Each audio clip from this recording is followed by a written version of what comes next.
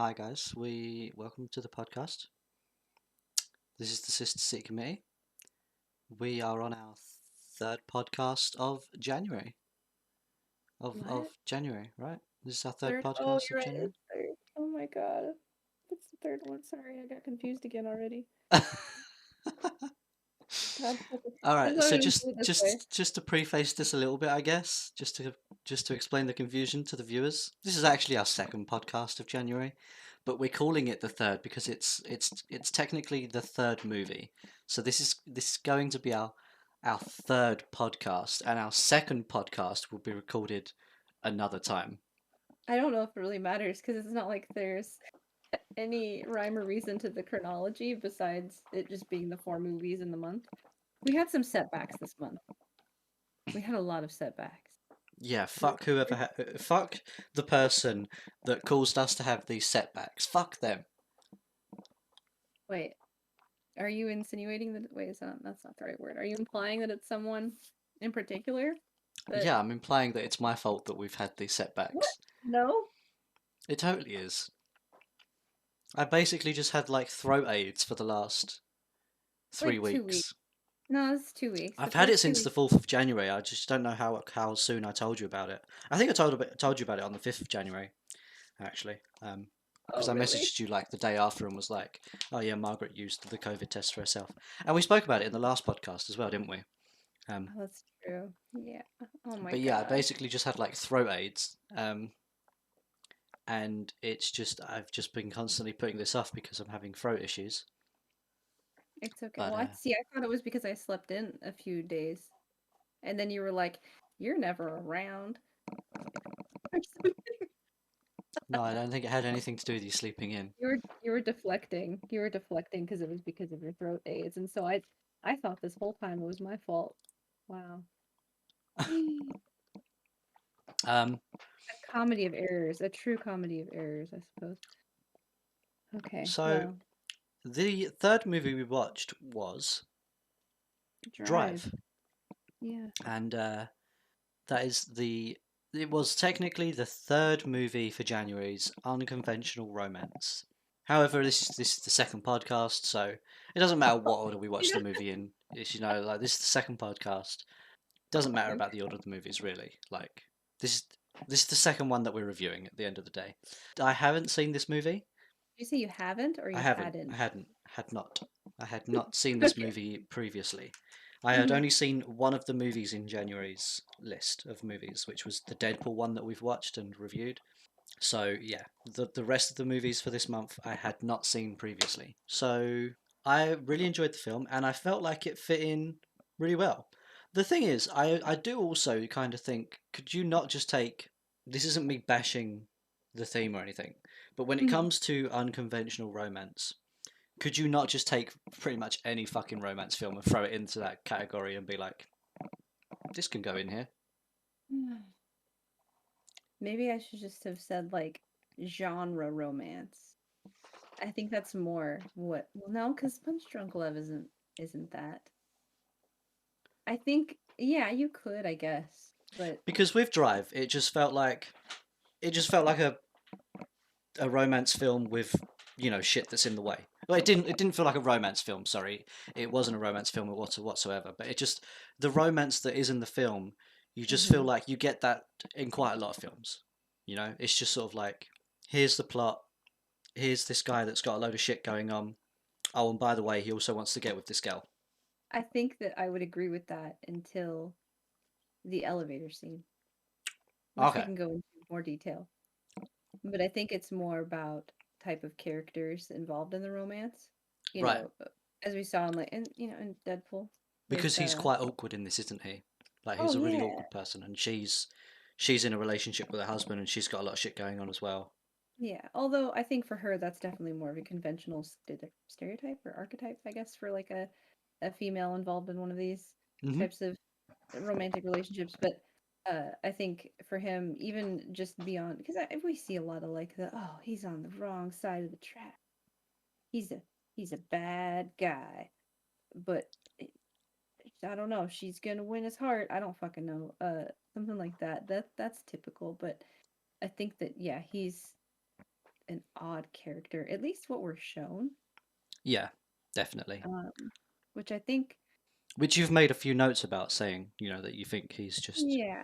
a bit But I mean, yeah, I a bit think, awkward.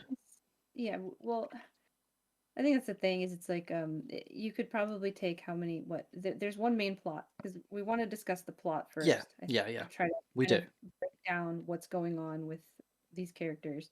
I'm jumping ahead. I'm really sorry. I know. No, no, So let's backtrack a no. little bit there. I was helping us. Okay. No, because we will get to the stuff that we was talking about, but we'll get to it a bit later. We'll we'll open up first. We'll talk about the plot of the film. So with the plot of the film Drive, I felt like instantly from the beginning that it felt a lot like Baby Driver, um, especially with the opening scene, with it just being a getaway instantly, um, Um, and showing that he's a getaway driver. And I instantly just think of Baby Driver there, just because that's the only other getaway film that I've seen. I don't know if there are other films that are like that, but it's just like Baby Driver's the only other getaway film that I've seen. So when I jump into Drive and the first scene that you see is him doing a getaway, I'm like, oh, so this is just Baby Driver, but it came out before Baby Driver, obviously. yeah, there's actually a lot of parallels between the two that I didn't realize until I think someone called it out after I'd seen Baby Driver because the I think the tone of the two films is much different. That's just me though. I don't know. Because I can see how they're both dark. They both have really dark elements in them, but they have really similar plots. I guess maybe not the same conflict. You know Yeah, well, I exactly. guess you haven't got the crazy personalities that you get in Baby Driver. Yeah.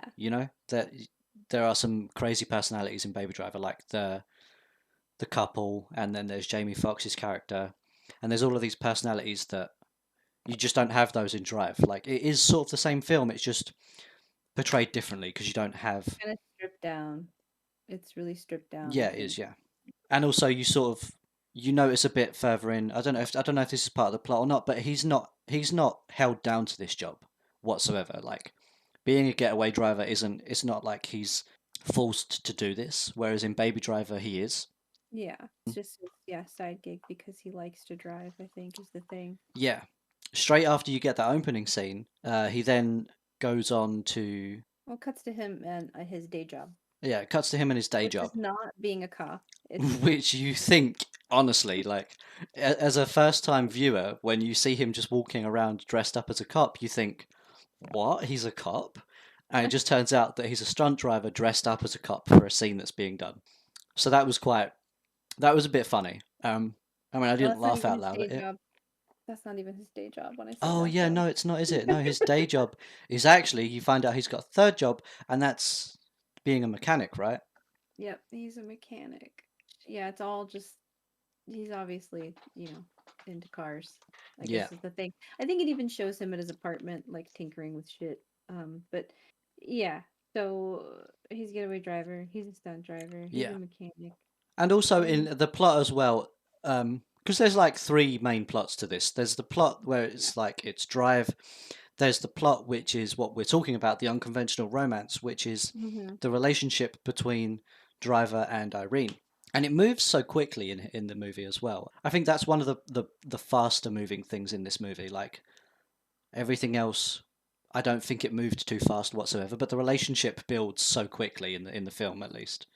I mean, I think they do a good job of showing that. Because I mean, yeah, they're holding hands, but they do like montage sequences, Yeah. and then they show like the looks that they have between each other as the movie goes on. And so that's really like the first I don't maybe not half first third of the movie is we get to know him, what he does. Not we don't get to know him.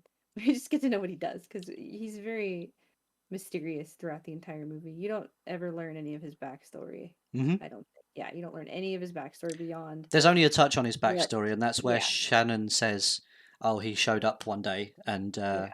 he came to me, and then I took him in under my wing, and I've exposed him since then." Or so, that scene. Basically, yeah, exploited him. Yeah, basically just doubling down on the fact that he's a mysterious person. And so, it seems sort of optimistic You don't really know what the point maybe of it all is. With how fast the relationship builds between Driver and Irene, you don't like. I don't know if it's mentioned or if she mentions it, and I'm just a very bad moviegoer and I fucking missed it.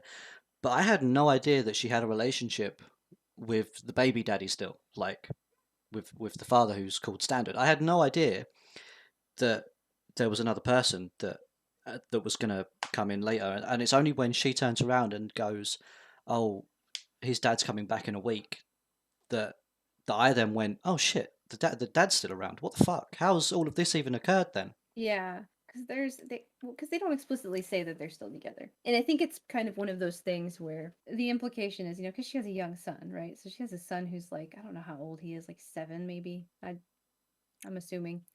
Hmm. Um, and there's the part where the driver's in her apartment.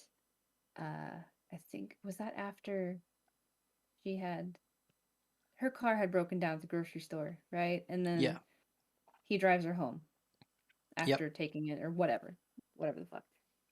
Anyway,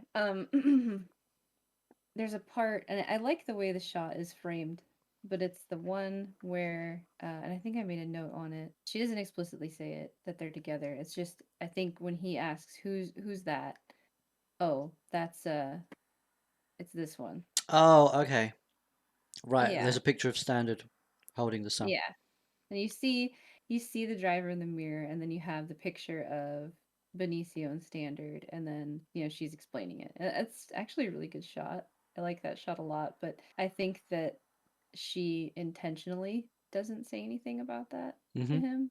I think we're Right. supposed to assume so because it's like, well, if someone's in prison and you have a young kid with Do you them, reckon she's embarrassed by her husband or I her would significant other? imagine so because I would be, Right. you know. Okay. I mean, I'm just, I would be. I Yeah, I no, I think I would understand. be. And based on what we see later of him, I think that this what we learn about them later on, it doesn't seem like they're a very good match. And so, yeah, they bond very quickly, and I think it's like, well, he's out of sight, out of mind for her. And so she's comfortable now with him. But then she gets the phone call, and that's what it is. She's like, "Oh, that was so and so on the phone." And so I think it's a surprise. It's not like she knew it was coming. Yeah. I think it's a surprise that Do you think that her if husband. if like if she never got that phone call where he's coming home in a week, that they just carry on with that Driver and Irene just carry on with their love romance, and she ends up just cheating on her husband while he's in prison? Like, is that? I I know think that the so. movie never Yeah. goes I that mean, I way think she anyway, and it's did. not worth talking about. I think she probably did. I don't. I mean, she was emotionally Yeah. not to be that person, but I mean, yeah. If you want to like deconstruct it in that way, then yeah, she would have been. But I don't know. And Um. just to carry on, because I feel like we've touched on that, and we'll go back to it more when we talk about Mhm. those characters I was gonna say individually. that's the thing that turns it. That's the thing that moves the plot along, though, is that he Yeah, comes back. yeah. The thing that moves the plot along is that he comes back, and that leads us on to like the third sort of main thing, the plot for the movie. Another big thing is the stealing the money from the pawn shop, which then leads to Standard getting shot, and then it leads to the going to the stripper club and all of the motel scenes and the car chase that happens as well. And that's Yeah. another big plot of the movie. That feels like a different part of the film. Obviously, it's all the same film, but it just feels like once you get to that part where Standard and Driver go and meet the person that gives them the job, you then feel like you're at a different part of the movie, and that you're on a different plot at this point. Yeah. Um, the plot is still there for the relationship. That bit never goes away, but it just feels like you're now at a different part of the film where they go do this robbery at this heist at the pawn shop. Standard gets shot, and that leads on to the rest of the film, Yeah. basically. But it is all because he's worried. The reason why he gets involved is that I think Standard brings up that they had threatened, and who knows if this is true. I guess Do you I think guess it is. Standard was smart enough to come up with a lie there to try and get Driver to pity him? Is that what you're Maybe trying I to say? don't Sorry, know. that like like I would he I'd lied. say that, yeah, but see then again, I guess there's the thing where the bad guys give the bullet to the young son. and I Yeah. guess that's supposed to be a perceived threat. Yeah, yeah, definitely, yeah. Um, I mean, it just becomes a whirlwind of like bullshit now that the driver has to deal with. Mhm. Because I think the thing is that like we there's that diner scene I think that kind of sets up. It starts to bring us down that road of this is starting to get way more serious. Things aren't as happy as they were looking to be. Is when he's sitting in the diner like eating food or something, and that guy just comes up and sits next to him, and he's like, "Hey, you remember me?" And basically referencing a job that they had worked on before. Yeah. I'm talking And about his girlfriend getting shot or something, I think. his brother, I think, Oh, his brother? Okay. He said he lost right? someone in their last job. Maybe. And he Someone went to starts to, jail. He's like, "Oh, I did 6 months, and hey, I got another job."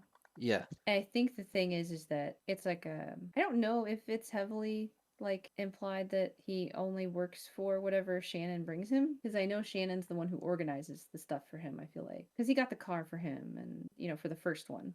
Oh, I yeah, because it was Shannon that gives him the car because he asks for something unrecognizable, right? Something that's normal and no one's gonna. Yeah. Everybody's got one, and Shannon's the one.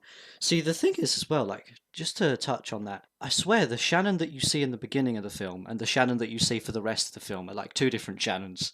Like the part at the start of the film where he gives him that car and he explains the car to him, that character seems like a completely different character to the little whiny bitchy Shannon that you get for the rest of the film. Like he does not seem like a smart person at all in the rest of that film. But at the start of the film, when he gives him that first car and he explains the details of the car and it feels like Shannon in that part of the film is talking down to Driver. Well, because I feel like I mean he did say he exploits him, and he said he like it was a joke, but I don't think it was. I think also that, when we see who our antagonists are, because we're already dealing with the people who end up being involved with the whole standard plot of like how he owes money. We'd already met them because Shannon was trying to get money from them for a stock car so that driver could start racing for him. And so everything starts to converge, and that's what like ups the stakes higher and higher, because then he already knows these people that are bad people. And so I feel like Shannon maybe at the start, I don't know if it was intentional, but at the start, he was just doing whatever he was doing for himself, or like as the middle guy, Hmm. but not necessarily. I don't know if he was doing those for the antagonist, like the job, whatever job that one was. I don't. It wasn't explicit that he was doing that. That may have just been someone coming to him, and he was doing that for just his shop and him, whatever. Then I think once he has to start asking money, it's like if you have people who have fucked you over in the past, then you're probably gonna start acting like a little bitch around them. Because I mean, what is it implied? It's implied that they got him. He limps, and so it's Yeah, yeah, implied and that, something gets mentioned about his limp as well, right? yeah, that they're the reason why he limps, Yeah. because something happened, and that's why like was it Ron Perlman? His character Nino like comes up, who's like, "Hey, how's the leg?" Yeah, yeah. That's the first thing he says, isn't it, as well? Yeah, To yeah. Shannon? Or And so I think that's why is it's like once you have interpersonal dynamics, which Shannon is very subject to, and I guess we can kind of move into the characters a little bit here, because what I was gonna say is that like to compare and contrast, our antagonist is Bernie, right? So he's the guy who's doesn't say what he does necessarily. It's hinted at in his past that he made movies like sleazy action films. oh right, yeah, because Shannon was asking him to make an action film, to make a getaway film or something, or a driving film. Oh wait, no, no, he wasn't. Sorry, he was asking him to do a racing car thing, right? Yeah, he Sorry, was no, just I've come asking money for a stock car so they could go racing, but right. it's whenever Bernie introduces himself to the driver, and when they're in the car shop, the auto shop, that he says like what he used to do. Okay, Yeah. And so I think it's like whenever he's driving the car for him, and he's like it's when they shakes his hand. It's not introducing because it's the handshaking after he does the laps or whatever, where he's like, if Bernie reaches his hand out and he's like, "Oh, my hands are dirty." The driver does that, and then he's like, "Oh, so are mine." And so then he has to shake his fucking hand. And then, but then like Shannon talks to him, and then Shannon tries to shake his hand, and he just like, nah. Yeah, He yeah. just, And also as well, like to show contrast, as you just mentioned, of mm, characters, it's like when Bernie puts his hand out for that handshake, it seems like it doesn't seem like he's asking for a handshake there. It seems like he's telling him to shake his hand.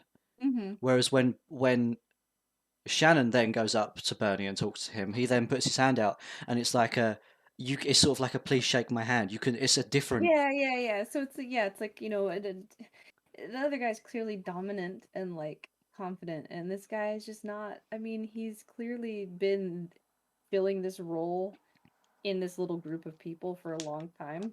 yeah I mean, I just the way Bryan Cranston plays the character is just very like, oh, like he's almost mousy. Like it's just so you feel kind of bad for him, but until what he does later on. yeah. Um, And something I wanted to put to sort of touch on as well, because I mentioned this in the notes, is that like I feel like that's always the type of character that I've seen Brian playing. Um, Now I know Bryan Cranston mostly from Malcolm in the Middle, and he's just sort of this dad that yeah, is like it just seems like he's shit at doing what he does, with everything. I Um, kind of didn't watch a lot of that show, but I do remember some of it, and like the thing is in that one, right? It seems like the hmm wife, who I can't think of her name. I can't even think of what his name was as the dad, but like the mum in that is the dominant one, and he's just that like yeah, that's true. that the the dad that's always he's whipped. He's so whipped in that. Oh, It's okay, like if she yeah. gets mad, he's fucking scared.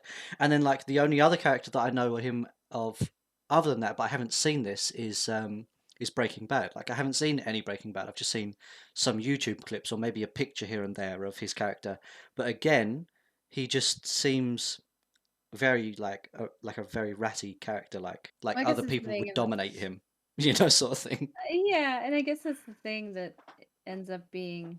That's, I mean, we can go into that some other time, but like for in Breaking Bad, I think I did watch. Yeah, I watched that whole series. I remember now. I mean, he definitely starts out that way. He's like a high school chemistry teacher or some shit, but then he has to become like a drug kingpin of some sort, and so like he has to get into that role. All right. And I think there's a lot of moments where like he's struggling with owning that kind of See, the person. one scene that the only scene that I've seen is one where now this is Breaking Bad, sorry to detract from the film, Nah, but fine. like the only scene that I've seen is where he finds his long lost brother or something, and then he gets killed. Like his brother gets killed by some other drug dealer or something. Something's going on, so they shoot him because he's like, "I'm a cop. Fuck you guys." And he's Mm. like, "No, no, no! Please stop saying stop, stop! I don't like." And then they kill him. Um, well, they kill his brother. I don't know if they kill him in that scene or not, but they kill his brother. Or maybe they don't. I don't know. I haven't seen it, but he I've definitely gets shot. been a long time since I've seen the whole. Um, Like, I don't remember the plot intricacies, but all right, and I just remember that thing, and he's like crying. He's like, "No, no, no! They'll kill you." And that is just always his type of character for me. yeah, no, I think that he plays it well. He's good in that type of role, but he like it's not. I don't know. It's not like he gives it depth. I think that's the thing, Yeah, is that he's he just really did good it, at playing that type of but character. he gives it depth too. Because I mean, you kind of struggle with feeling bad for the guy until he fucks up. Um, The I way think he died as well, like out of oh, all of the deaths in that film, and there's quite a few, right? There are some mhm. gruesome ones, right? There is the elevator scene, but Shannon's death, like that was brutal for me. I don't know, because I also couldn't stomach it when I watched. Do you remember the Netflix series 13 Things I Hate About You or 13 Reasons? I don't know.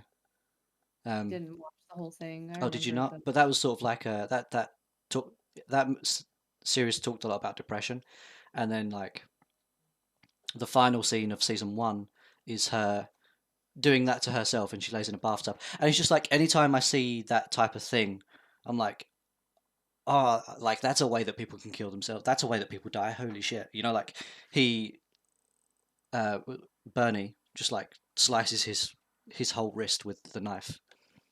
Um, I'm like, damn, no, that's the most gruesome one for me to watch. Yeah. Side note, I apologize. It's not the only movie that's gonna have that particular type of death too. Oh, That we're gonna. no worries. I'm not saying I can't watch it. I I'm know. not I saying know. like, It's oh, so it's bad. gonna make me Yeah. like I unable know. to watch it or it's gonna ruin my whole life if I watch that. But it's just like when I see that, Yeah. and I mean, you will probably remember this after I've said it once, but like, yeah, when I see that, I'm just like, oh shit, it just gives me the jitters sort of thing. I'm like, oh, the fuck. That's definitely a way that people can die, and it's just like seeing it in movies or in series is I'm just like, damn, It's no, yeah, because it's so it's a real one. That's the thing, and it's real. Yeah. this is what I've said before when we talk about things. It's the realistic part of it that gets me there. Like when he slits his wrist, it's the realism of it. You know, like with the elevator scene. Sure, I'm sure that probably could happen, right? But it's just like it just seems over exaggerated. It doesn't seem. Yeah, and you know what though? I want to say I think because it seems because especially because of the type of character that like the Bernie guy is, where he takes care of like they show him with the knife, like how he has it like in a display case in his house and shit. Like he Yeah, sharpens it and cleans it and all this stuff, right? Like so it's so easy. It's not like he does it and it's like it's laborious and he has to like hack at him. Like it's just quick, yeah. right? It was very smooth. Yeah, And so what it reminds me of a lot is remember when we watched the beta test, that opening scene where they're sitting at the table, the couple, with that and fucking like sharp knife where he just pokes her and and he's it goes in. and Yeah, she's like it's there's like a split second where she's yeah. just like, what happened? And then yeah, it's like that. It's because you wouldn't think that it would be like that, but there's times that it is, and that's really disturbing to think about, I think, with those realistic things. Because yeah, the movies usually hype that stuff up or play it for, drama, and definitely the elevator scene I think is not. I mean, I don't know. I haven't Like crushed I'm the sure fucking maybe elevator. that's happened at some point in real life, you know. Yeah. But it's just it's not something that you see Mhm. in every day, you know. It's not Yeah. like, oh, someone got their head stomped in and it smashed and blood went everywhere. You don't. Whereas like people And slitting it their obviously wrists, takes a lot of effort, whereas that it's like it would just take a little bit of movement and then you can't go back. and I it think that's literally the did thing. take a little bit of movement, didn't it? Like Yeah. I think he shook his hand there or he hugged him. Mhm. Was it a hug Yeah. or did he shake his hand? He Because shook his hand. isn't that just like the I think that's perfect when like he if Yeah, I if think he shook his hand there that would have been I I'm don't pretty sure that's what happened, is that he shook his hand, oh because then he, because that's quite yeah, funny the looking back after talking about the fact that Shannon so badly yeah. wanted to shake his hand. Where was the part? I don't even remember. Oh, he finds him. Oh no, this is him talking to him. Maybe. God. And see, like even like the way like Shannon's character is like kind of like Oh holds the. yeah, they shake hands here, Yep. and Yeah. And he knows. He knows. He knows. He's just like, and it's so quick. it's so it's so just zip. Oh, okay. Um,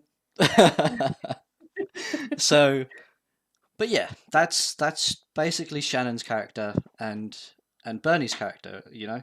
Um, and I think both of those characters were portrayed so well. Um, Bernie, I think, who is the yeah, actor for Bernie? Sorry, Albert Brooks. So and Albert that's Brooks.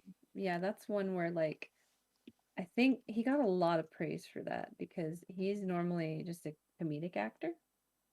Um,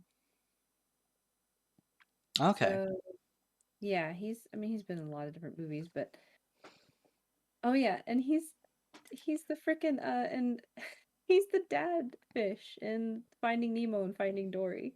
Oh, So nice. he's just like I think that's what it is like for kind of wholesome sounding, but then like having him at the time like in this movie was like, Yeah, he's got a wide array there, hasn't he? Like he's not very linear in his acting, you know. and that's nice. I do want to talk about Ryan Gosling though. Yeah, let's talk about Ryan Gosling. So obviously he's the main character. This the Yeah. film is about Ryan. The film is about the driver. Um, so What does this role ask of him? Is it a lot? Does this role ask a lot of How many talking scenes does he get? Like, I don't feel like Oh, his talking is the thing that carries the film.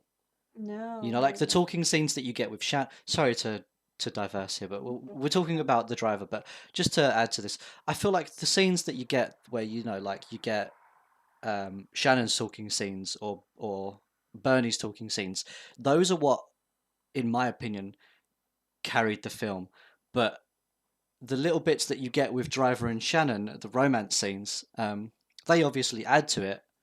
Um, but I feel like Ryan Gosling in this just had to play a role of a getaway driver. That's all he had to do. And Yeah, like I guess usually the way I would like to approach stuff like this is like, could I see someone else in the role? I feel I like I definitely could. think you could put Yeah. anyone in that role.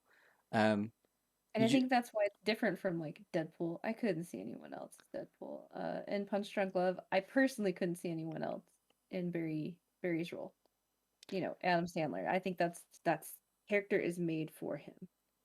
This character, there's just not.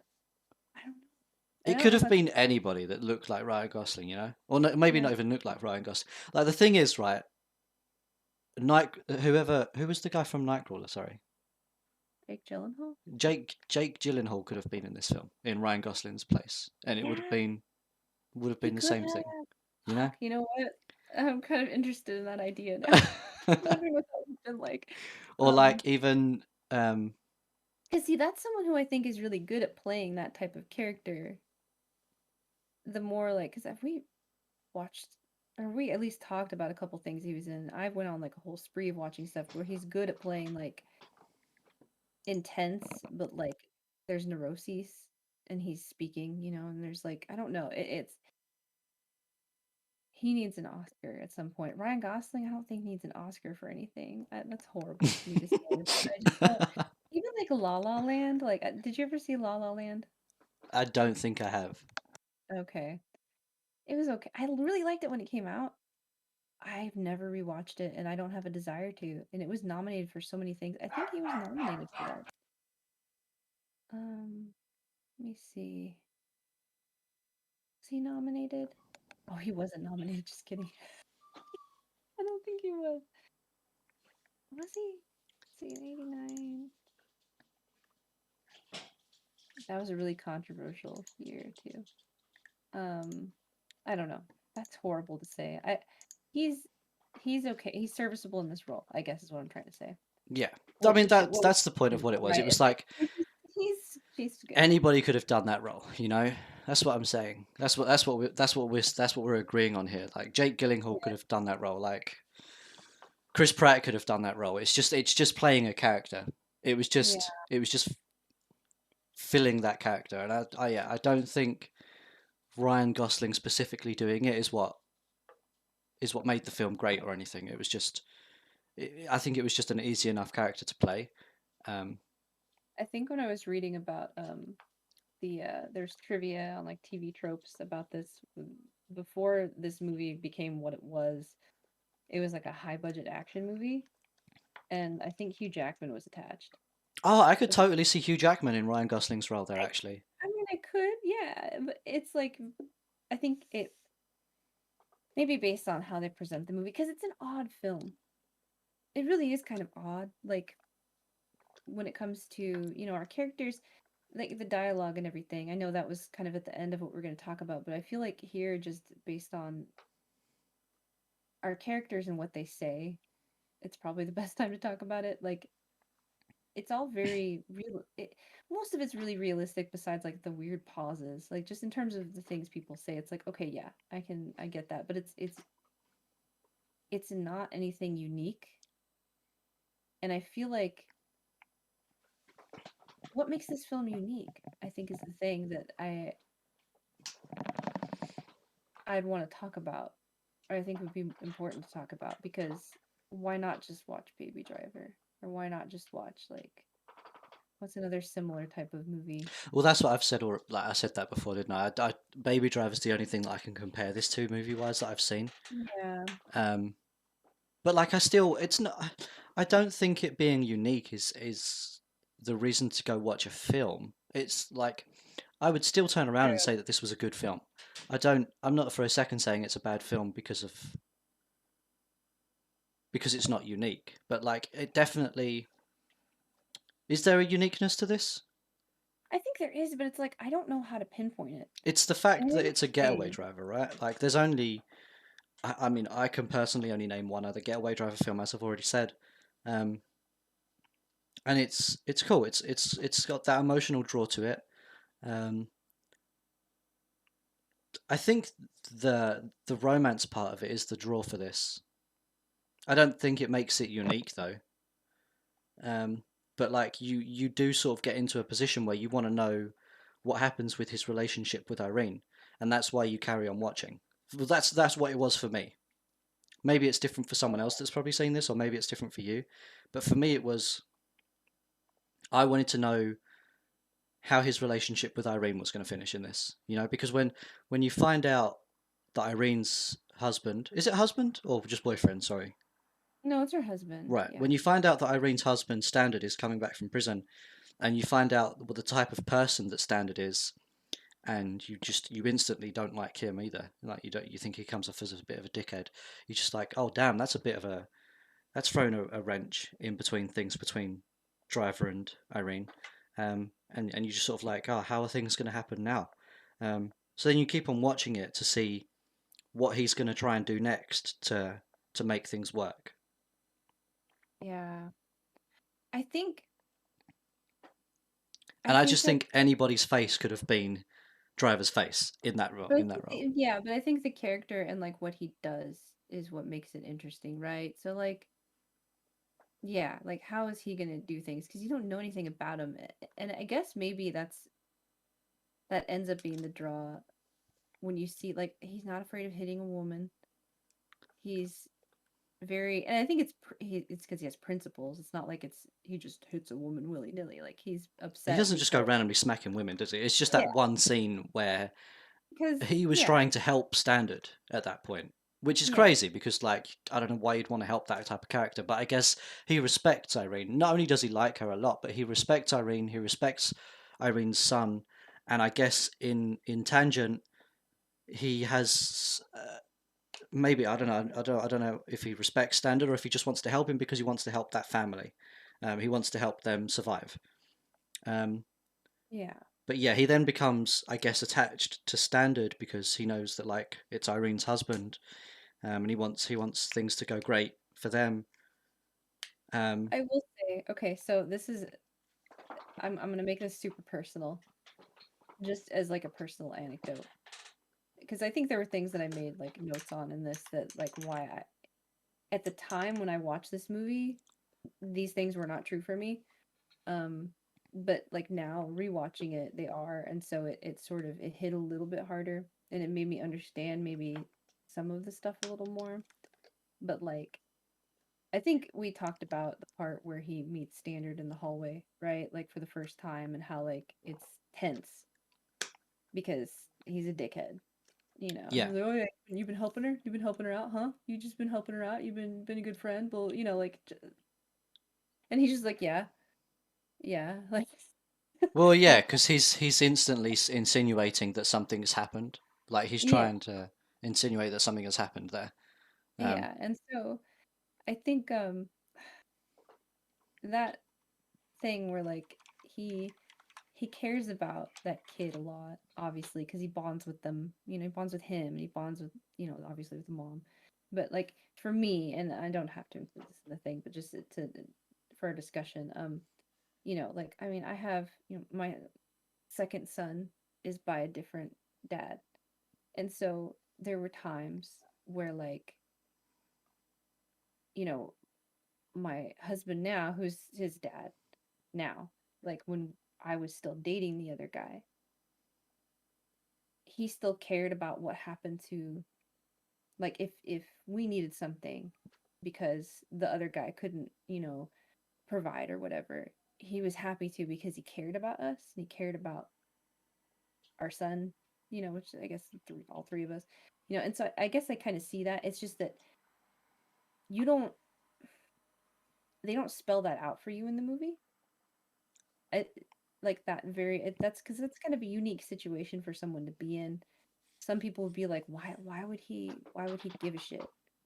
Why would he give so much of a shit about I mean, because you don't know anything about his motivations or the kind of character he is to begin with, but you know, he shows you or they show you that based on like the stuff that unfolds and his willingness to help and all of that. And it's like I noted like with the dinner scene where like that has to be fucking awkward where there's that's after their relationship had started and now he's sitting there at dinner with him and Standard and the whole family and having to hear kind of Such a cringe story that yeah Standard tells as well. Like, oh, you yeah was because like it's seven. so Oh, she was 17, and she's like, no, I was yeah, he's 15, like yeah and he like was that's like, oh, so I guess that was illegal then, right? And then just yeah carries on, and it's like, oh, a year after I met, and then a year later you popped out to the sun. He turns to yeah, and it's so crass and and it's like like, just wait, so I guess she was 15 and you got her pregnant, right? I guess that's what is implied there. yeah but then it's still like because of like whatever joke that she had told or the yeah it was like a joke basically because she made a play on his name like oh where's the deluxe version because his name is Standard like Yeah, he's still charmed by that and I thought that was a really important part where like even having to sit in that uncomfortable situation like he stops and he like smiles at her because that's it's funny like that's cute and it's funny and he would probably expect her to be that type of person I'm assuming and so it's such a complicated situation for him to get himself into and it's kind of difficult to understand but it's like once you get I think into that kind of would everyone be that type of person I guess and I think that's the most difficult part with this movie is in terms of like the romance aspect is it relatable for most people you know um like when we're talking about like well oh, would she be okay with cheating on her husband who's in prison would he be okay with dating a woman who has a kid and who has a husband who's in prison you know what I mean like yeah, these are all things that like I guess if people feel a strong enough connection then yeah you would understand that but they move so quickly like we talked about that it's difficult to like you get it based on some of the stuff he does and the reason why he goes to help the husband but it's just so it's so fast and it's so I don't know I guess it's because I think because that character has really strong principles it's just that he doesn't telegraph them he just has them hmm and it's that's kind of odd it's odd to see someone like that someone who oh here who's a criminal who's gonna be like I'm gonna do the right thing yeah. it's odd I guess and Yeah, he it's he tries a lot to just constantly help. He's never shown as a bad person like once, even though we know that he's a criminal. yeah Um, and maybe that's why it's also similar to Baby Driver right because that whole time you're feeling bad for that character because he's just trying to because what was the part in Baby Driver I'm sorry to call it back to that but um it's after it's like when that guy's chasing them in the truck after they rob the armored car oh yeah, and he's trying to line up the shot yeah, and Jamie Foxx is trying to line up the shot, and then he yes moves the car so that he can't shoot him. mm-hmm like that Yeah, and then Jamie mentions it later, doesn't he? He's like, hmm "You did that on he calls him on purpose." it yeah he calls him on it Yeah, um, because you know that character doesn't want harm on other people. He just wants to get that job done and get the money because all that person's doing is trying to make a living at the end of the day. Sure, they're yeah doing the wrong thing, and like I mean if but he's just doing it to make a living. but see thinking about that so much now it's funny 'cause as much as I like this movie Drive, it's like thinking about that now, it's like I want to know more because then it's kind of unsatisfying. And that's a horrible thing to say. Because I'm sitting here trying to think about like as we discuss this movie, like what do I like about it? I guess it's and that's why I don't like to overanalyze movies Right. because now as I'm sitting here thinking about like fuck, I would just want to know more about him. But see, I think if we did, because I think it's based on a novel, right? And I think in the novel he was still kind of an enigmatic character, but there were scenes that they had. I don't know if they'd filmed them, but they were in the screenplay for this movie that they ended up not including, where they showcased that he had a severe anger problem. And so, Oh yeah, you can definitely see that in the yeah, elevator scene, well, right? yeah, right. Or That's even what in I the mean. scene where he goes and grabs a hammer and just starts beating the hell out of that dude. Or like his It's anger like snaps with like slapping Blanche, right? You yeah. definitely see that he has anger issues. It's like if something sets him off, if Mm-hmm. something triggers the anger, it's like, yeah, I'm almost surprised he didn't fucking beat the shit out of Shannon, right? Like in right, that moment. yeah. Because I mentioned this before we started, the scene where he goes and sees Shannon, and Shannon's like, "Oh, I told Blanche about." I don't remember what the exact wording was in that scene, but it's like he says, "Oh, I called Blanche, and I just tried to explain to him that you just want to give the money back, and Bernie. everything will be." So yeah, yeah. Oh, but Or I'm Nina. saying Blanche. Sorry, I'm saying the wrong name. Yeah, sorry. He's like, "Oh, I called Bernie, and I was just Yeah. trying to help." And like, sure, he's just trying to help, but he did not need to get his nose in there at all. It's like Yeah. stick his nose in there at all. And Driver gets so pissed so quickly there, and like, I honestly, looking at that scene, thought he was going to beat the fuck out of him, or at least beat him up a little bit. But He yeah, didn't. he didn't. I think that them reeling that in a little bit was, I guess, good for making him a more sympathetic character, but I don't know. I almost wish, like, again, if I'm thinking about it too much, I almost wish that they would have given you a little bit more on him. But I don't think they ever give you more in that scenario, honestly, because Driver works for Shannon, right? Yeah. Shannon is his, and he cares for Shannon. And I Yeah. think that that's what that Oh, yeah. scene He loves shows a him too. lot. It's like, sure, you see his anger issues, and you see him beat these people up, right?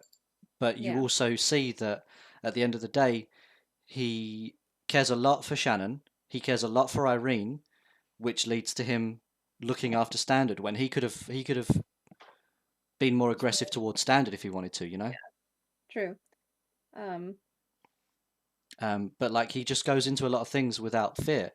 Like he's just like the meeting that him and Standard have with the guy that gives them the job. He's not scared there at all because he's like, if you sort of you're looking at him and it's like this guy is supposed to be the person giving him the job. You're supposed to be scared of the person that's giving him the job, but at the same time, I'm not worried for Driver at all in that scenario because I know that he can defend himself. yeah, that's true. I think I think that tightness and like the confidence probably that I guess the script has with that character um is why it ends up working in the end. And you don't, you can't really criticize it too much. So I think those are all things that kind of they start to steer me away from worrying about it too much. And just something to touch on as well, like Yeah. something that you put in the notes previously was that, and we spoke about this already. Like anyone could have been in Ryan's Hmm. position in that movie, right?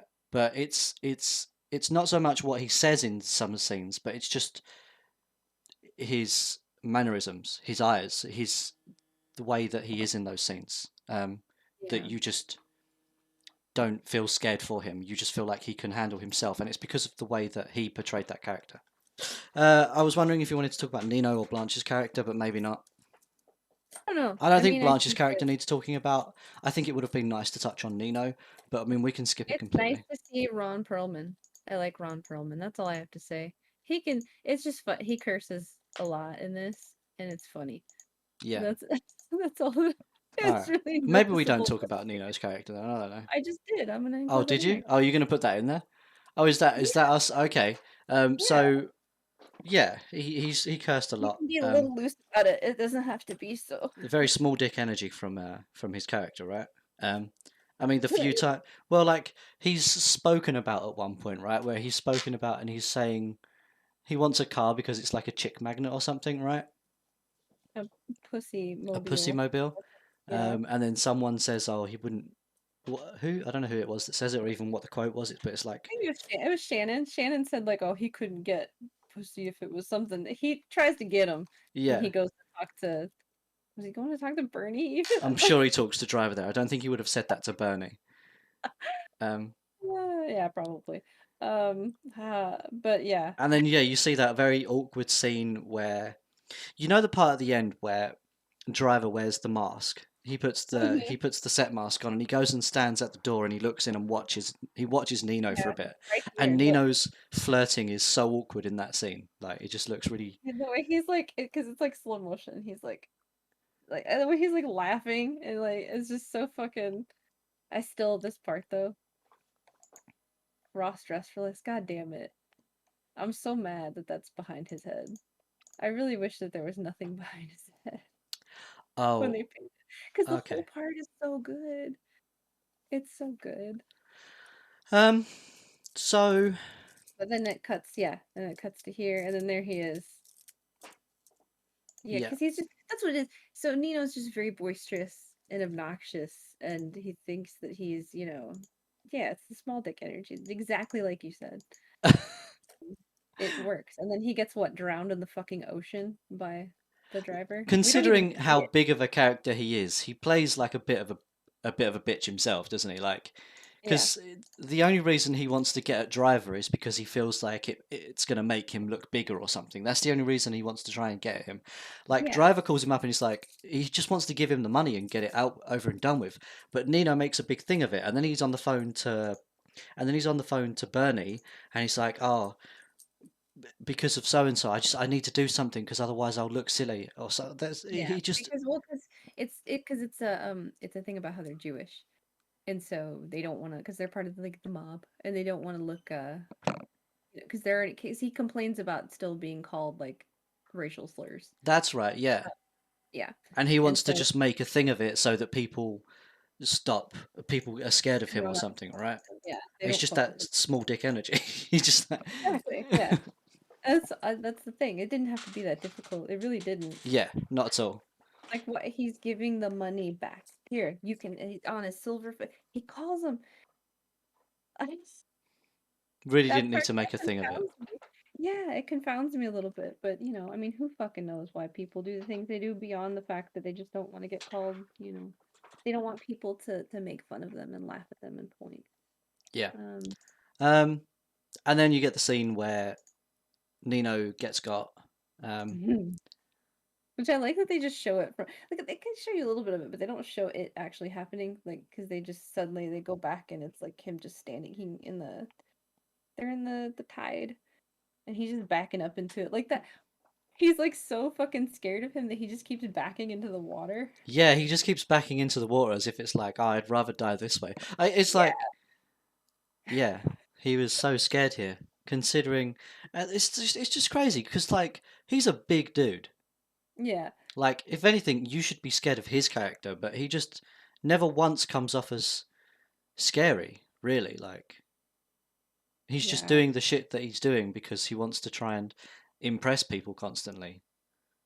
I think that this is probably what it's this kind of scene though that I think what makes this movie. These scenes are so cinematic and like everything's done so well. They could have if they had shot this any differently, it would just be stupid. Yeah.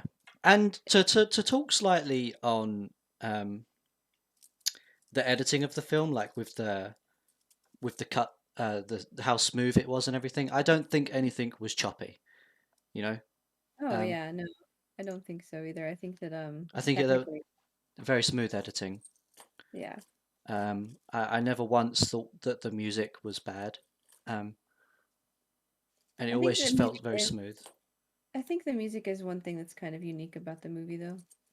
Not the score pieces, but like some of the soundtrack, the songs that they chose aren't maybe what you'd expect in this type of movie. With that opening song, Night Call. And then some like the party music and there's the song that they play at the montage whenever he's like bonding with Irene and Benicio like in the creek or whatever. It's like that electronic like it's that era though. It's a little bit dated, but it was just that era of like And then to synth. what you've just said, that you don't actually see what happens here, right? Sorry to interrupt. You were talking about No, yeah, yeah, you were yeah. talking Yes. about the music, but we're sort of watching clips of the film at the same time to just sort of Yeah. catch up. But yeah, you don't actually see what happens past the point where he holds him in the water. It then just cuts to a scene where he's on the phone, Yeah. and he's now just talking to Bernie again and explain and I have It it was just muted them. so that we don't have it in the background, but I think they're just talking about trying to give the money back again. I want to say this is the part though where someone brings up one of them brings up the scorpion and the frog or whatever, which I think symbolism. It's the only time we discuss that because of his fucking jacket that he carries around. Which I remember, like after he, is it after he? What happens? Is it after the motel and he's walking around that fucking jacket Does the and he's jacket have a scorpion on it as well? yeah, on the back it has like a big, it's a white satin jacket with the Yeah, yeah. fucking massive gold. I remember it being a white satin jacket covered in Yeah, blood. I just didn't realize that there was a scorpion on the back of it the whole time. that's the symbolism right there. It's like, Oh, okay. That is some symbolism there, yeah. yeah. Because he Um, is the scorpion, I guess, which is yeah, why he so wears that jacket all the time. I remember when this movie came out, that jacket, oh my God. People wanted that. They wanted that. Like that was the thing. And no one, I think they mentioned it. I don't know if it was in TV tropes or what. It was like people tried to pull that shit off and it did not look good. It was just this movie made that jacket look okay, but you don't want to see it on anybody else. Like it doesn't, it's kind of an odd thing to see. And he wears it and like by the end it's so fucking dingy and gross. Yeah, like at the end, even beyond the end scene, even before the end scene, it's just like so filthy. Just the first time where something happens. Where is the first time? Because it's not even when he is it is the first time that he gets blood on it where he stomps on that person's head. No, that happens after the motel, right? Because that's so that yeah, because it's when he's in the motel, isn't it? Oh, so the Isn't it? motel is the first time he gets blood on it, right? I think so. But I think And he's then wearing just a jacket, anything yeah. after the motel where he first gets blood on it, you're like, fucking hell, dude, stop wearing that. What you? It's covered in blood. It's Yeah. filthy. And he just walks into this fucking restaurant like that. Like he doesn't give a fuck and it has big blood splatters on it. And it's fine, it looks cool, but like if anybody else did that shit, I guess it fit because he's like a movie guy. He does movie stuff. Um, I think yeah. I don't know. It's an odd movie, I think. Um, it's not necessarily an action film. It's not a romance, even though that's a big part of the plot. It's a driving force, I think, is the romance. But that's not what I would characterize the movie. What it's just like it's a crime film. It's a crime Crime film. Yeah. film. Yeah. Would you say that? Um, would you say that this film is comparable to other films that the director has made? And who did you say the director was again? I know you showed me a picture earlier, but My God, I'm gonna butcher his name. It's Nicholas Winding Refn. I don't know how to say his name. He's Danish, I think. okay. Have you seen So any of his other stuff? yes, I have, but Right. I've only seen the stuff that he did since this movie because he did some other movies that were like he did and I knew about them. He did the Pusher trilogy, which I think was another crime set of movies.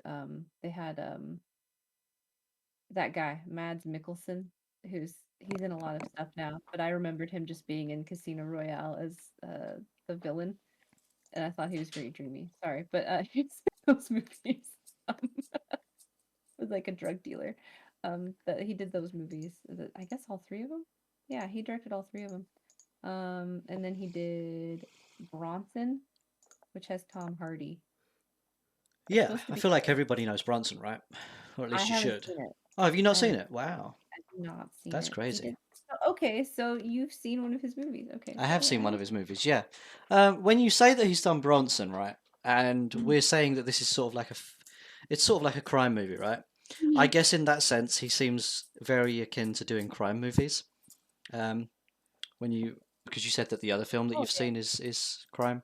Um, Well, that's I haven't seen the original trilogy. The stuff I've seen I saw Drive, saw Only God Forgives, which came after Drive, which is another crime movie, and then he did another movie after that called The Neon Demon, which is a horror movie and not like the other two really. right, It's very Keanu Reeves is in it though, cool.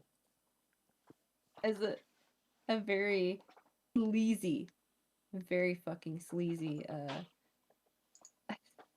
like a hotel manager, I think. All right.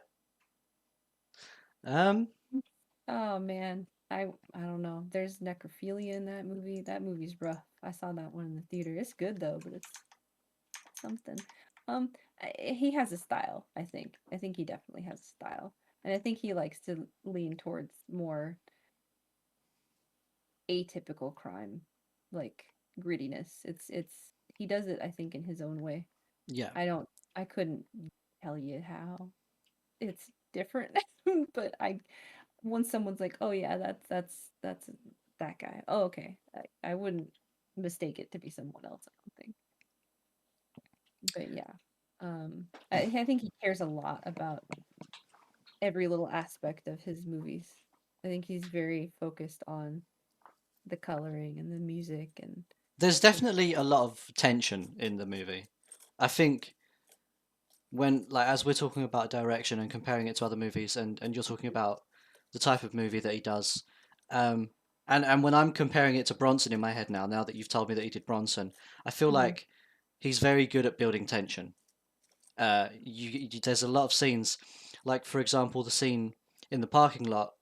Um, but that's only one at this point because I've also told you that I didn't like I felt I felt nervous or tense Oh, yeah. during the bit where Shannon gets killed, right?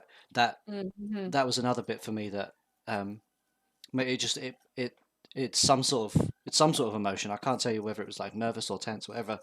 But Just unease, yeah. yeah, it was like unease. But I felt that same unease when it was like the bit where the scene where they go to rob the pawn shop and a car pulls up behind them, because the moment you see that car you're just like, damn, something's going to happen. And I think we was watching it and I started saying, is something going to happen here? I swear Yeah. something's going to happen.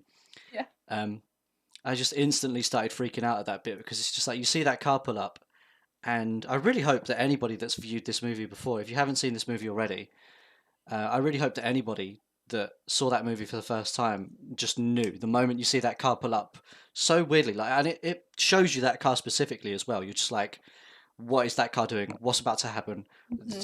Something's going on here. Um, Well, yeah, 'cause I guess that's the thing is it's like, you in terms of his ability to build that, if it was just a mundane, like someone shooting on their camera phone, oh, it's just someone pulling in the parking lot because they're gonna go shopping. Like, but the way he did it, you knew, yeah, it didn't bode well for anyone. yeah, And it was just such a mundane thing. But yeah. it was. Yeah, it's such a mundane thing. It's just someone pulling into a parking lot, right? But Mhm. it was the way that the director had that scene cut, um, that adds tension, so much tension. Um, And also as well, like you feel tension in the elevator scene as well. Before the big thing in that elevator actually happens, you feel the tension building. The Yeah. moment those doors shut, uh, you're like, ah, Yeah. damn, this Yep. is this is tense. Mhm. But also, what do you think of another thing? What do you think of? And this is moving on. We've spoken a lot. What was your opinion? And every time we watch a movie, you're always bang on the music. How did you feel about the score? We have already touched on it at some point during this conversation as well. We've Yeah, spoken I briefly feel about like the it was score. kind of I feel like it was unique for the movie that it was. Can I And backtrack I a don't little? What? yeah. Because this is the first time that we're taking a new approach to the way that we speak about movies, and this will be the first time that we specifically talk about the score. And my question going in is like, before we even talk about the score itself, what is score? Just the music that was written for the movie. Well, Because I've never used the word a score is a goal in football. Like when you uh, score, like I don't know what score is in this so sense. okay. Um, I think that yeah, okay. So there's differences here. And there's a score which is like musical pieces that were they're made like usually it's like they're composed pieces like instrumental almost usually instrumental generally I mean that's what I would say Okay, um, and so like, you'll see sometimes you'll have movies that will come out and like this is the score, and the score will be all like that instrumental music, and then the soundtrack will be like all the songs that may have or may not have been made for the movie, but they're generally like, um I don't know if there was any other type of music in Baby Driver, but all the songs that he listened to would be like the soundtrack, and Yeah. then like if there was other music that was like didn't have words and you don't know what the fuck it is, that was Okay. created for the movie, and like it's like the yeah, I'm horrible at explaining No, this. I that know makes a what lot it of is, sense. It but makes a lot of okay. sense. So the score is basically anything that's not a generic song. Yeah, yeah, yeah, yeah. Anything that's not a generic song, it would be the score. So yeah. So what scenes would you say had a score in this movie? The memorable scenes, not every single scene, but sort of like what scenes in this film had The scores? opening did. The opening scene did, before the credits. Right.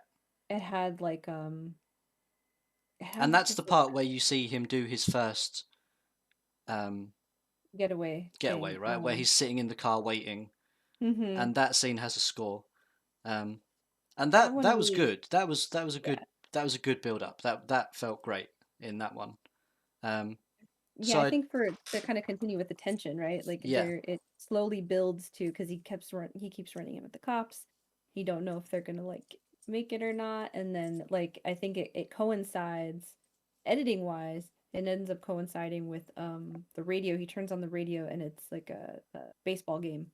yep, And that's how he ends up blending in, but it's like that there's like a the music swells right as the commentator is like saying, "Oh, and it's this and oh, and blah, blah." It's like the game defining moment hmm at the end of the game. And then that's it. Like that's the culmination of everything that we've seen is him like, sliding in and like everyone's starting to come out and yeah.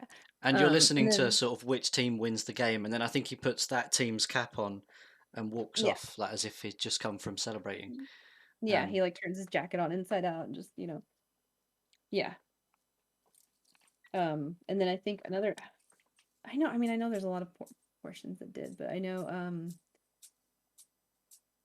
I think the car chase, the car I chase think from the pawn shop, yeah, yeah, had yeah, some, yeah. um, and like leading up to it, and then, I want to say there And was that's probably what also, adds to the but tension as well. It's not just the yeah, car pulling up; it's the score and the mm-hmm, way that the music is there. Um, yeah. so yeah, definitely yes.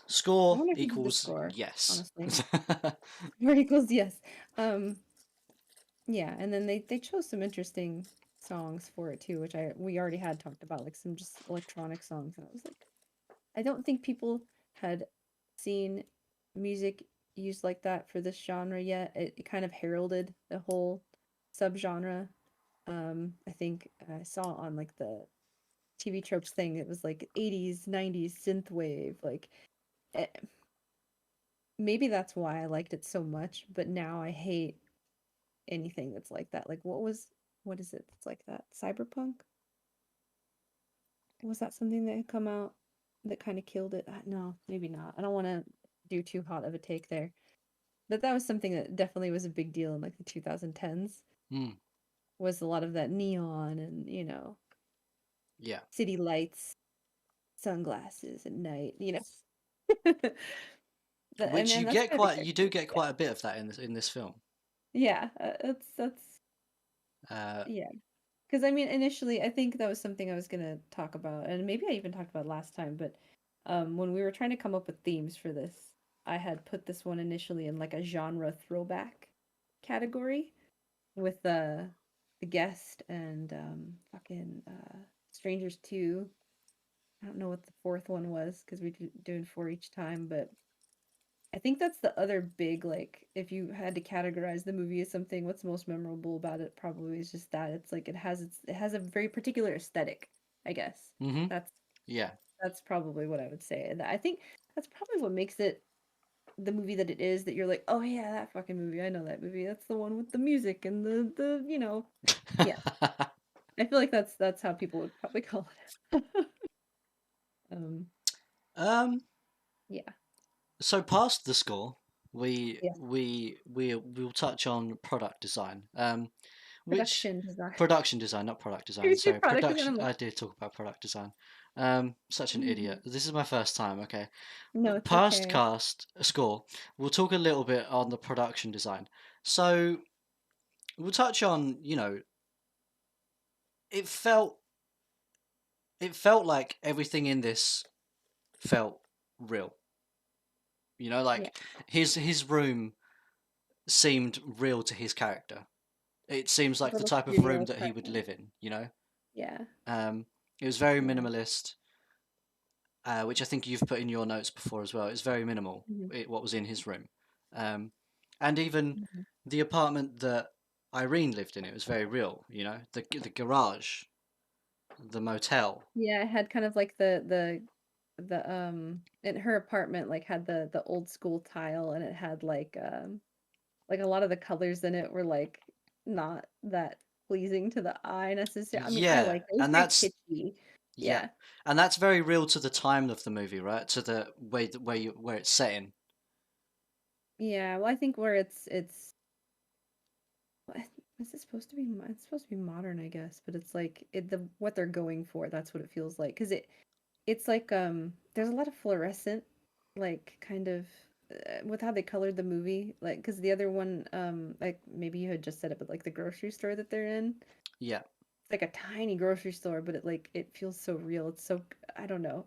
A lot of those, yeah, like the that auto grocery shop. store definitely it felt real to me. Like Yeah, yeah. that is the type of grocery store that I've been in, and I don't even Mhm. live in America. Like I live in England, but like that's the type of grocery store that I've been in before. Yeah, I liked all of that because it felt it made sense because you see a lot of movies where it's like, oh, here's this single mom, and you're gonna have to probably assume, unfortunately, especially at least in America, like if one of the parents is in prison and there's a kid, like they're probably not very well off. Uh, it's like because I remember, oh God, I didn't even connect this for myself, but like my mom was a single mom, and I mean, my parents divorced when I was very young, but I remember there was the time that my dad was in prison for a bit, and Oh, it was very a lot of that stuff now, like I feel like that's probably why it felt so real to me, because it's that's what's like, you're like kind of I don't know. I mean, she worked night shifts, and I think that in this one, she's a waitress, but like my mom, the same, she'd go, as a nurse at night, and like, she always had a babysitter coming over. My mom would try to have babysitters coming over and stuff, and this is a very real situation.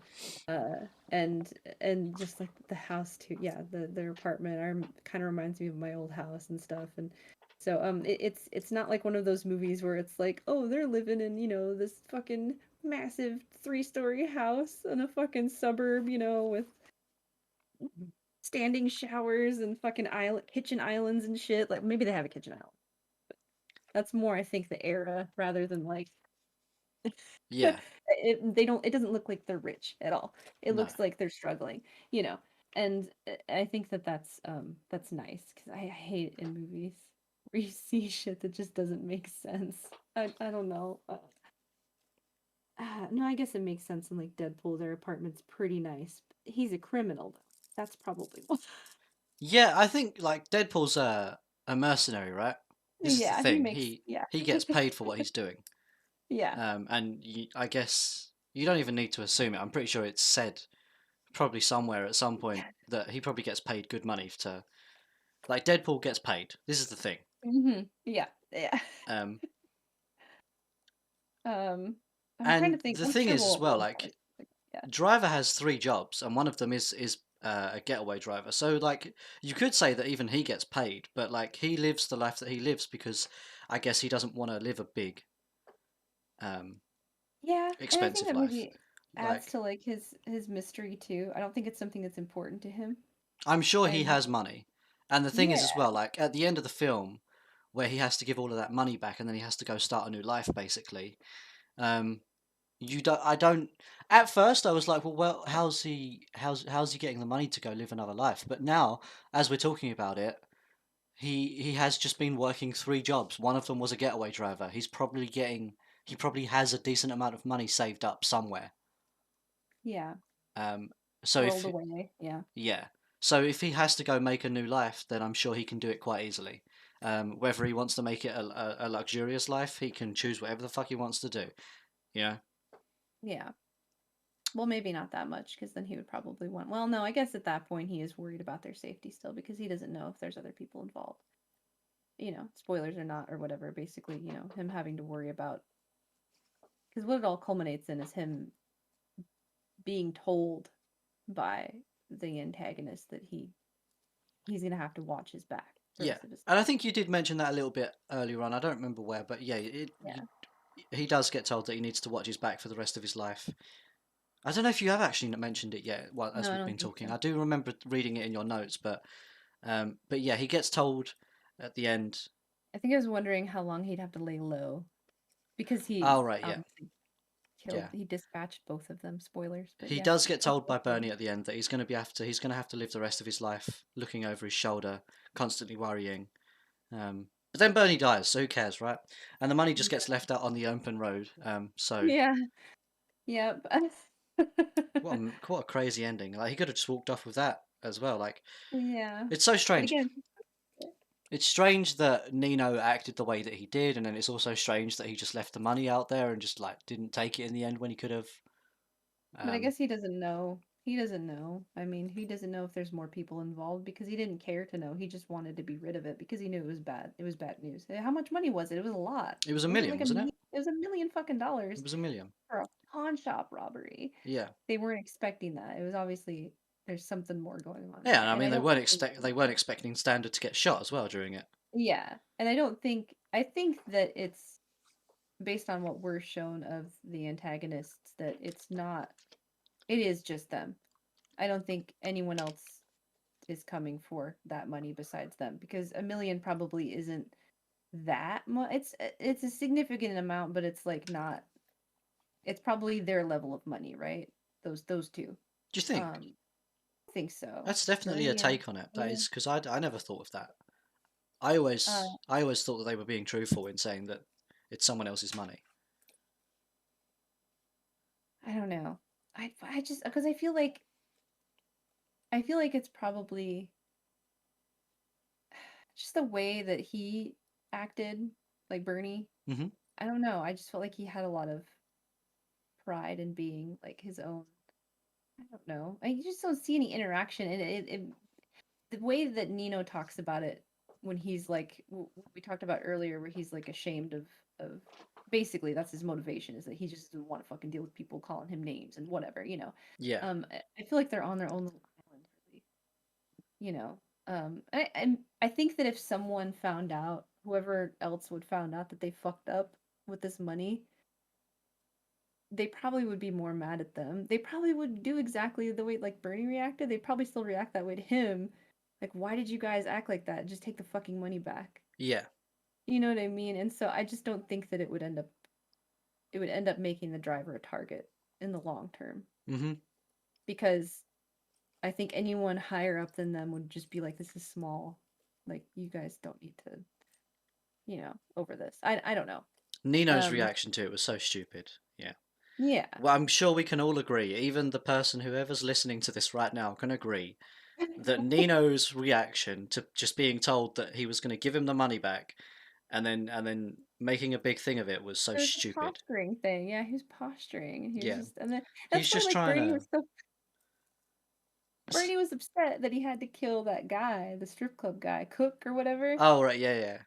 That was a brutal kill. That Oh, one I yeah, he didn't does really. that with a fork, doesn't he? A fork and a knife. A fork in the Yeah, eye and he. then a knife in the That's, throat. yeah, fuck, dude. I don't know. You get That some was. crazy some crazy death scenes in this film. To talk Yeah. about another death scene in this, we'll move on to the special effects. Yeah. To talk about another one of the death scenes in this Oh movie. I man. mean, we've spoken about the elevator scene multiple times, but we'll touch back on it again because we're just going to talk about the special effects just kind of briefly. But like, there's three that I want to talk about actually, not just two. There's three that I want to talk about. There's Yeah. the elevator scene The effects in that are very good special effects. The crunching Mhm. sound that you get when he's stomping on his head, Mhm. and the blood splattering. Very Yeah. good special effects there. And then there's also the character Blanche in the motel, where there's a Oh, guy stood outside the window with a shotgun, and he shoots, and her head just goes to pieces, and it's all to one side, and it goes everywhere. You get the special effects there, and also to touch on what I've made a big thing, right? It's a big thing to me. The special effects where he gets his wrist slit. Um, it's very simple, uh, but yeah, it's there. You can see the special effects there. It's very good. yeah. Ooh. Um, Definitely some great special effects in this film. Uh, the gore is where it needed to be, you know, and even to add another one to that list, as we just spoke about it, it's where like he gets stabbed in the eye with the knife, uh, stabbed in the eye with a fork, and then stabbed in the throat with a knife, right? Yeah. And the special effects there were perfect as well. You saw what you needed to see in that scene. um, Yeah. Yeah. Yeah. There. um, and is I there like think. anything else As, that you might have thought uh, of, or like, or would you just I think those are the ones. I mean, I think that's stuff that's like. yeah? That stands out. I mean, because like, yeah, there's a lot of I don't know violence and whatnot, but they're very restrained in some parts, and then those parts, it's just like, yo, here you There is go. quite a lot of violence in it, isn't there? I mean, Also, okay, even so he kills the people who kill Blanche, and that's pretty. Like he takes like a curtain rod, right? And he fucking like, and oh then he yeah, shoots him. does That he was only kill one of pretty. them, or does he kill both of them? Because I know he killed the guy that shot her in the head. I I think he can't. killed both of them. He did. Oh I right, just don't okay. remember. Because I yeah, think he one of them he otherwise just he wouldn't have got away so easily, would he? I'm pretty sure he kills yeah. both of them and then just leaves. Yeah, Um, because he throws that mattress up and then he fucking handles two fucking guys like it's nothing. it's because he's a I mean, scorpion yeah, and they're yeah. frogs. You cut out for a bit just then. Do you want to? I know, no, it's okay. I was just saying it's symbolism. That's all. I Oh was right, trying to yeah. whisper and it's not getting picked up very Oh, well. oh, okay. Yeah, it was the symbolism of it. It's the symbol Yeah, of it. It's because you're he's a trying to scorpion avoid talking about. Yeah, and they're the reason for frogs. it. Yeah. Um, Okay. Oh, okay. So yeah. After that, though, I think the last thing that we wanted to talk about was about the dialogue, right? yeah. Uh, So you made a point that I was like, wait, what? okay, so I do want to touch on that because I made a point on that briefly because in your notes you mentioned how and there's two bits. There's the part where she asks if he wants water. So like he comes over to her apartment for the first time and she says water and he just responds okay. Yeah. Um, and it feels I'm trying to find it. Are you there? Because oh right, yeah. You want a glass Yeah. of water and his response is just okay. Um, and I wanted to talk about that because also just below that, you also mention that like it seems like a little bit of an autistic thing, but there's another bit where it's just like the odd silences that he has, um, and the way that he talks. So Yeah. here's the thing: I watched a video recently, totally unrelated to this, but I watched a video recently where it was just talking about how British people will say thank you, and someone will go, "Oh, you're welcome." And then the thing that I watched on it might have been like a TikTok or something, but and then it was like when you say thank you in America and they don't respond with you're welcome, it's just sort of like okay, like it'll be like oh thank you, and it'll be like okay, um, and it's sort of like damn that's and I would never think of that as rude, but I guess in this TikTok that I watched, it was like the person. A UK person has gone to America and their response to thank you is just okay or whatever, like meh. And it's like, aren't you going to say you're welcome? And then that just sort of made me think, oh, well, maybe just like your dialogue is different over there. So when she said water and he just goes, okay, for me, I'm just sort of like, well, surely you would say yes, please. Or like you would say, oh, yeah, okay, sure. Whereas I his see. response was just, okay. And I'm like, I is feel that like just American thing?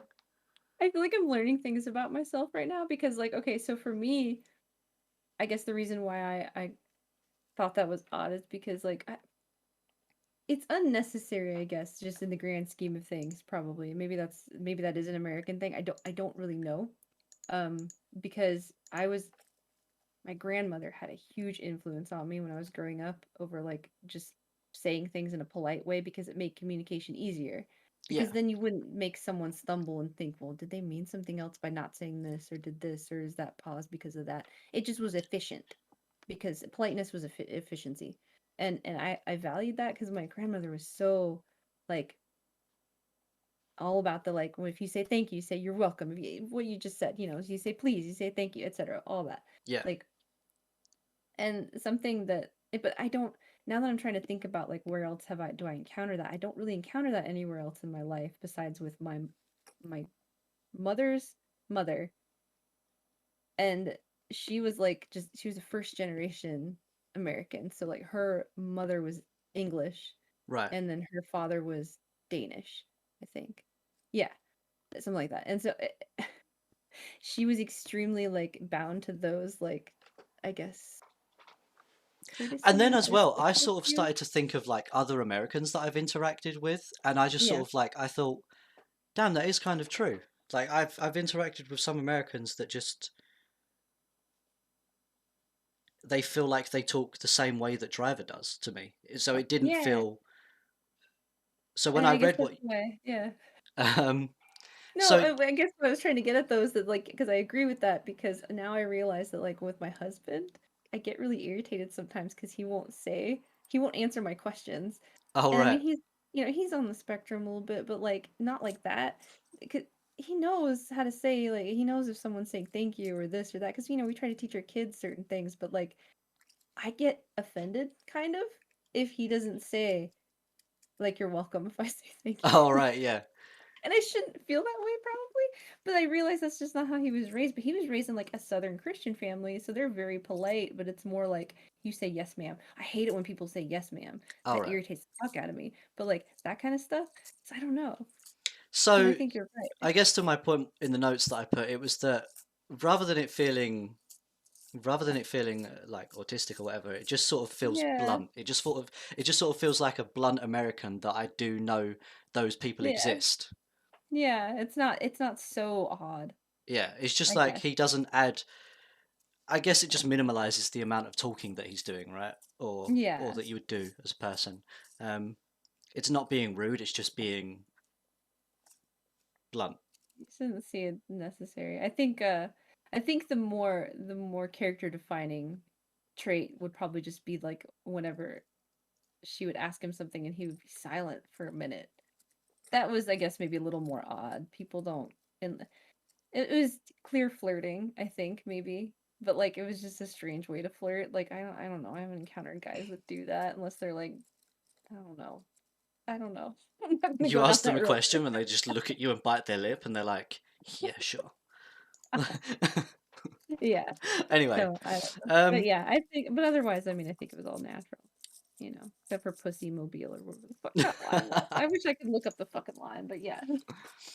but yeah, that was the review as a whole. I feel like we got through that pretty good. It was and to wrap the film up slightly, to just take everything that we've spoken about and wrap it up into a very short, without Mhm. explaining the movie to Summarize. someone. Yeah, yeah. Summarize. Good film. Go watch it. I would recommend the film. And the thing is as well. Okay, so I would recommend the film to someone who is maybe open-minded, or to someone that's watched Baby Driver and enjoyed it. Um, Don't go into it looking for a Fast and the Furious sequel.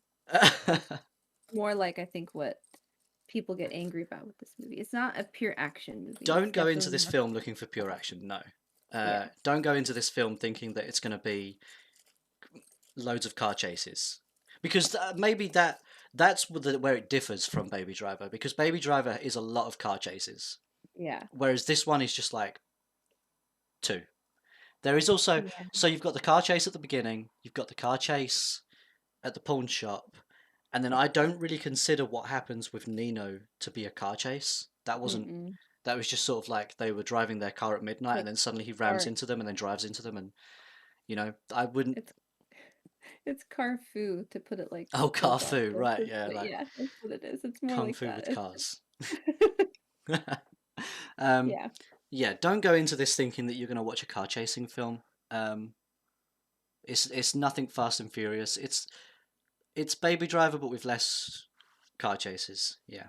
Um, but I'd still recommend the film. I thought this was a good film, 100%. I did not at any point during this film think, "Damn, this is a bit boring." Um, and at no point during the film did I ever think any of the dialogue or any of the scenes were just sort of like, "Oh, well, why is this in here?" I never thought that once, personally. yeah. Do I think for you? me, Sorry, carry on. Say what you was no, going to no, say, because no, I was going no. to What were carry. you I gonna? was going to move on to another subject as we're wrapping up. But what was you going to say? No, no. I was gonna do the wrap up too. So please tell me Oh, what you were right. gonna. Okay. So I was going to say, just one thing I'd like to ask is, do you have a favourite scene of the film?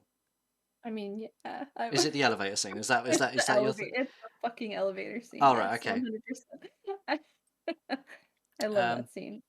And I think that's my wrap up though. Is that like for me, I would recommend it just because I like it. And for me, it's like I mean, we've discussed it and I've kind of discussed it more in depth, but I've always just liked this movie. I saw it in the theater like 2 or 3 times, I think. oh, did you Um, go to the theater and watch it multiple times? yeah, I did. Wow. Because it was like it came out right after I moved down here to Texas. And my husband was the one who told me about it. I had no idea it was a thing. So we went to go see it and we loved it. Bought it on Blu-ray, etc., etc. Anyway, um, for me, I just think it's a cool fucking movie. I love the aesthetic and I'm a big fan of sudden like brutal violence in movies. That's horrible if it's done well, and I think in this movie it's done well. Elevator scene is just uh, all time like top all time 10 probably in there somewhere like favorite scenes. I love that scene so much. And that's it. It's just it looks good and it feels good to watch for me because I like that kind of movie. Just to So add I a think little bit of yeah. diversity, I know that like that scene is a great scene, and Yeah. you Yeah. know I could see a lot of people maybe choosing that as their favorite scene. But just to add some diversity as a sort of like my favorite scene sort of thing, I want to say that I also really enjoyed the part in the motel, like that whole scene in the Yeah. motel, not Yeah. just the part where it gets become, not just the part where it becomes action and gruesome, but just all of it. Like Yeah. from the moment the camera pans to that hotel scene, the motel scene, I liked that whole scene. You know what? Because I agree. I think the whole sequence was done really well. I think like one bit in that scene, actually, I wanted to bring it up earlier, but I'll just bring it up now because it was a really small touch. But when she was talking to him, I think he asked her something, and then like it's just a shot of her, and then like you hear her flip her phone open, but it's she just looks down. She doesn't even move her head. She looks down, and you can hear her like doing something on her phone. She's like notifying that they're there, basically. Yeah, You know, but that's done so well, and I love that part. I think that kind of it was just a small little thing that they did, and it would have been really weird maybe, but it was done well. I don't know. I know that's an odd thing to bring up, I guess, for that part, but I really liked it. no, yeah, it makes sense. And that's why I generalized that whole scene. It's not just the action part of it, because with the elevator, it's you just think of the action part of the elevator, right? I mean, there is also the build up. Sorry, there is also when the door's shut and there's that tension, and then he makes out with her. But with that motel scene, it's everything. It's him putting his gloves on. It's the way he talks to her. Specific. It's the slap. It's the trying to get the information out of her. It's Yeah. how awkward she seems in that situation. Like she's trying to notify her boss. Um, Mhm. and then it leads up to the slow motion with the man that's at the window and he shoots her in the head and everything goes crazy. And then you get the action part of that scene. Um, yeah, both great scenes. There's a lot of great scenes though. It's a great scene where he slits his wrist, like the whole build up to that, the conversation between Shannon and Bernie, um, Yeah. in that scene. To summarize the summary, go watch the film. If you haven't already Yeah. seen it, go see it. If you, Yeah. yeah, I know that we've spoken a lot about the film, and this is always something that plays on my mind after we do a summary and we tell you to go watch a film. It's like, oh, but you've just told me the whole film. I don't need to watch it. It's still worth watching, I because think like so. you can't picture everything that we're telling you. The film is definitely worth watching. If you haven't already seen it, please go see it. If you have already seen it, leave your own comments as well in the comment section below. I think it's an experience is the thing, and that's why I would recommend it. It's an experience. You can talk about as much as you want, but if you experience it like that, like yeah, that's yes. I and think that's the thing. For us today, we may end up reviewing another film today. That was the plan. But for you, it's going to be this. This will be episode 2. We'll see you next time on episode 3, but we'll see each other maybe like a little bit later. Um, Thanks for tuning Yeah. in, Thank as you. always. Bye bye. Bye.